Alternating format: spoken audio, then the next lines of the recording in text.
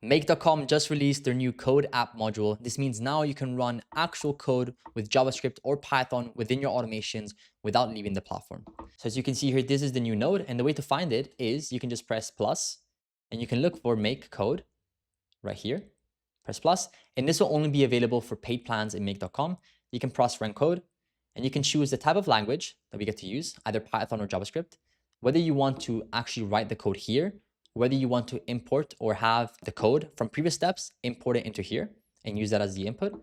And then we also have variables which we will use to then give the code to manipulate data. Now, in this case, let's use the example of a phone number.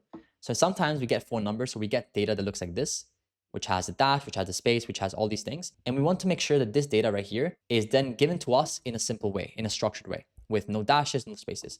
Well, all I have to do is I have to copy this code, go back here, I have to replace the code, and I have to give it the constant variable. So this will be the variable that we give it right here, phone, and then I have to replace it with the actual phone number, which will be the input right here. I press save. So now that phone number should be given to us in a very structured way with no spaces and no dashes. So I can see here, we have the output. So we have the amount of execution time, so 694 milliseconds. And the result will be the clean phone, which would be the variable that we can then use.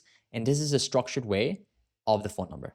So we're giving it something, in this case, is a phone number that's unstructured, and we're getting something else, which is a structured way of that input. And the way that they charge you for this is that every second that this runs, you get charged 2 credits, right? So every other second, you get charged 4 credits.